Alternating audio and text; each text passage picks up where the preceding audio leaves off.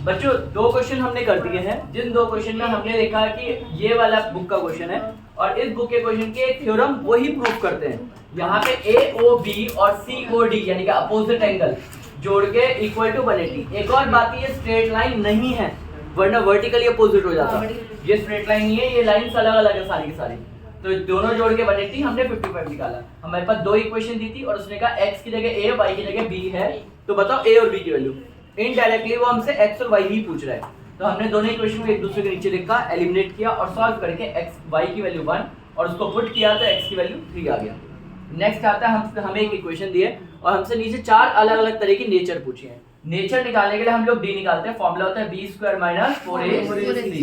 b है हमारे पास -3 का स्क्वायर -4, a की वैल्यू है 5 और c कितना है 1। 3 का स्क्वायर 9, 5 चौके 20, माइनस का कितना हो गया 11। तो d की वैल्यू क्या है हमारे पास -11। नेगेटिव का मतलब है ये क्या है, नो रियल रूट्स।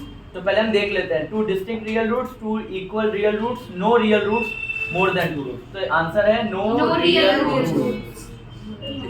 ये ऑप्शन नंबर सी है। जरा ये बताना ये कौन सा ऑप्शन है भैया? सी है। ये भी ऑप्शन सी है। ऊपर डी है, ऊपर डी है, ये डी ऑप्शन। ठीक है, नेक्स्ट आता है फोर्थ में बोला है the sum of area of 2 circles. 2 circle है, एक की रेडियस r1 दूसरे की रेडियस r2, दोनों को जोड़ के एक बड़ा सर्कल बना हुआ है जिसकी रेडियस बोल रखी है r। इन दोनों का एरिया का सम है, तो इसका एरिया होगा पाई r1 का स्क्वायर, दूसरे का एरिया होगा पाई r2 का स्क्वायर, इक्वल है बड़े का पाई r का स्क्वायर। सब में क्या कॉमन है पाई, इसमें से कॉमन लिया r1 का स्क्वायर प्लस r2 का इक्वल्स टू पाई r2 का स्क्वायर। पाई से पाई कैंसिल, तो r1 का स्क्वायर प्लस r2 का स्क्वायर इक्वल्स टू r का स्क्वायर। सही है, ये भी हो गया ऑप्शन नंबर बी। भाई ये तो मिड टर्म में भी आया था। हाँ, बुक के क्वेश्चन है। नेक्स्ट है 5th क्वेश्चन है the area of right angle triangle is 40, perimeter is 40। अच्छा, एरिया 50 40 है और पेरीमीटर भी एरिया भी 40 है, पेरीमीटर भी 40 है। Then the length of hypotenuse is इतना, हाइपोटेनियस की लेंथ ढूंढने को है। ये ए और बी है, ठीक है। एक काम करते हैं, हाँ चलो a, b हमें पता है half into base into height is equals to 40 हो गया। अब यहाँ से हम लोग किसी एक की वैल्यू निकाल लेते हैं। a बराबर 2 मल्टीप्लाई में इधर गया तो वो डिवाइड में इधर गया मल्टीप्लाई में 80 अपॉन में 20, ये आ गया। एरिया में हाइपोटेनियस पेरीमीटर होता है तीनों साइड का plus a plus b plus hypotenuse h बराबर 40। यहाँ पे आ गया, हम लोग निकालेंगे तो a की वैल्यू आ गई, यहाँ पुट कर दी 80 अपॉन में b प्लस b की वैल्यू b और हाइपोटेनियस को डन। हाँ ये वही बनेगा, मगर ये इतना मुश्किल दिया भाई पागल हो गए बनाते। कोई बात नहीं।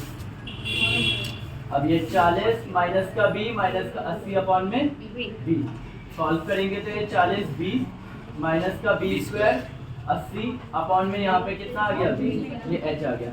हमें बताइए इस सब का ये डेटा सफिशिएंट नहीं है, ये वो वाला होगा डेटा इनसफिशिएंट लिखा हुआ है ना, ठीक है। इसका ऑप्शन है बच्चों डी। इसका रीजन बताता हूँ क्यों, इसका रीजन बताता हूँ डेटा इनसफिशिएंट कैसे है। यहाँ पे क्वाड्रेटिक इक्वेशन बन गई है, अगर मैं अब इसको पाइथागोरस में फिट करूंगा h² = a² + b² तो स्क्वायर का और स्क्वायर हो जाएगा, तो b 2 जा 4 पावर तक चल जाएगा a + b, तो इनसफिशिएंट डेटा है, तो इसीलिए ये वाला ऑप्शन ही हटा देंगे। ये ऑप्शन नंबर 5 है, अब वो ऑप्शन डी है इसका। नेक्स्ट करते हैं 6th वाला क्वेश्चन तो कर भी लिया होगा। हाँ भाई सारे हो गए kp अपॉन में pm इक्वल टू 4 अपॉन में 13 और kn पूरा दे रखा है, हमें तो पूछा है kq। अब एक बात बताओ, अगर इस ट्रायंगल को ध्यान से देखोगे तो आधे लोगों ने वो वाली थ्योरम तो लगा दी होगी बीपीटी आधे लोगों ने बीपीटी लगा दी होगी। मगर मैं बीपीटी के एक और टेक्निक बताऊं। बीपीटी जब हमें हमें यहाँ पे बड़ा रेशो दिया है, फुल लेंथ दिया है और पूछा हाफ लेंथ है। फुल लेंथ दिया, पूछा गया हाफ लेंथ, और यहाँ पे हमें दोनों टुकड़े दिए हैं, तो बेटर हम इसको भी ऐसे लिखेंगे, छोटे टुकड़े को बड़े टुकड़े के साथ। छोटा टुकड़ा है केपी और बड़ा टुकड़ा है केएम। इज इक्वल्स टू छोटा टुकड़ा है केक्यू बड़ा टुकड़ा है केएन।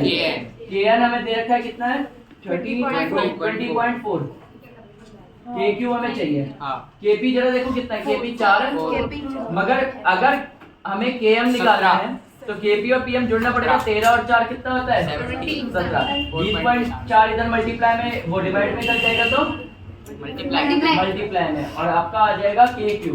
जरा काट के देखोगे तो पॉइंट हटाया तो नीचे 10 आया, 4.8 सेंटीमीटर आ 17 रहा बन गया, 17 बन गया, 17 2 जा, तो ये आ गया 12 4 जा 48 48 को 10 से काटा तो 4.8 ऑप्शन है हमारे पास ए।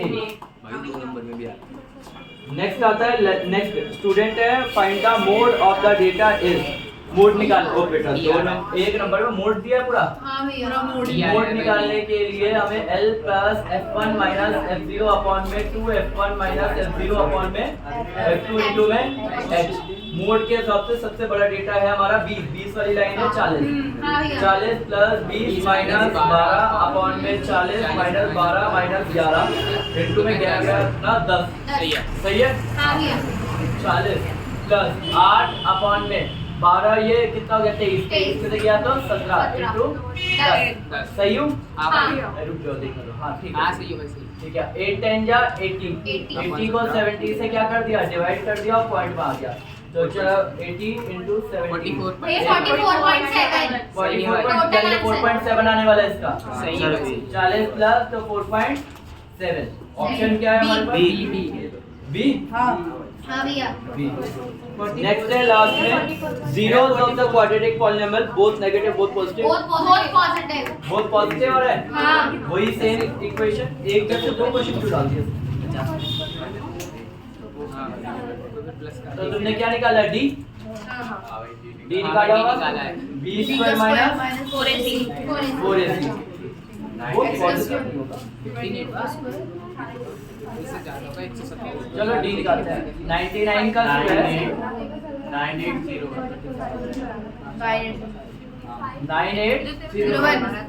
9801 माइनस 7 4 जो 28 8 9 10 10 24 और 5 508 माइनस किया और 11 में से 8 गए तो 3 यहाँ पे 9 में से हाँ 9 में से 0 तो 9 1030 अभी अपने पास आ गया बहुत नेगेटिव आ रहा है। 8 में से 1 चले गया, 7 में से गया तो गलत है, एक एक्सेप्शन से वो भी गलत 9293 एक पॉजिटिव बी है हमारे पास।